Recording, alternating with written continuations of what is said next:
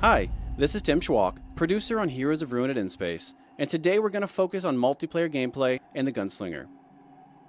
So here I am as a Gunslinger in the Frost Reaches in the second half of the game. At this point, the goblins have some information that I really need, but before they'll help me, the goblin chieftain's requiring me to help them with a few of their experiments.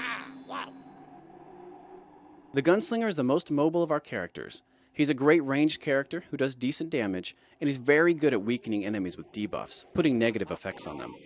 While he has more health than the Architect, he can become more easily overwhelmed by a group of enemies. He deals more direct damage to single enemies, making these glacier golems easy pickings.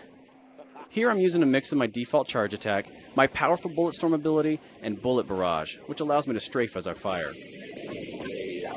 He's strong enough to play alone, but he's fantastic paired with other characters. For instance, the Gunslinger has some great moves that stun enemies, and the Vindicator has some moves that take advantage of that, dealing automatic critical hits on stun enemies as one example.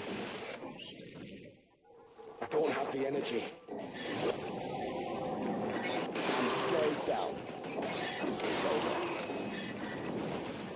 Here I'm using the armor piercing buff, which allows me to fire through enemies, dealing damage to those behind them.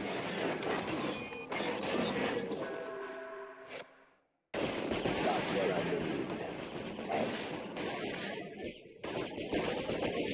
Oh yeah. Oh yeah. Hey, that will do. I'm stayed down. Here you can see how our seamless multiplayer experience works. As a host, you'll get a notification when someone joins or leaves your game, and at that point, the difficulty of the level will adjust itself on the fly.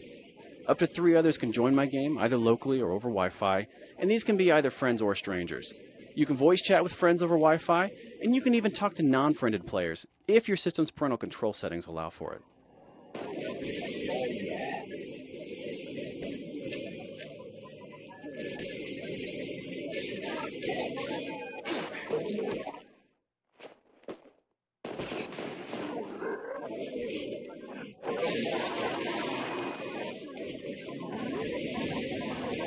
That's what Once we clear out these enemies, we're going to face the giant ghoul Iron Fist. He shouldn't present too much of a challenge for us. Deserved. Here's an example of a simple strategy you can use when you combine a ranged character with a melee character. The Savage can keep enemies at bay with a strong melee attacks while the Gunslinger fires at them from a safe distance.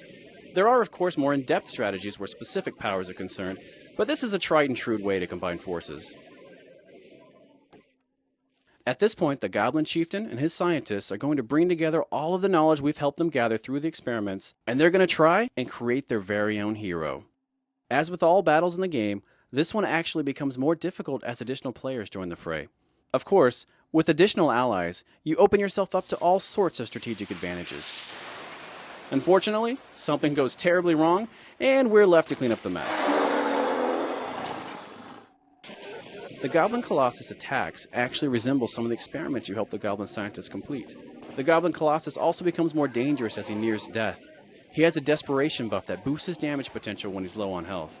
One cool thing to note is that all buffs are shared between party members at certain distances when they're at their max level.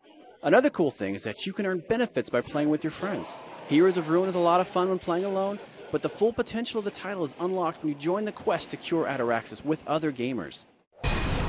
Watch for Heroes of Ruin, coming soon exclusively to the Nintendo 3DS.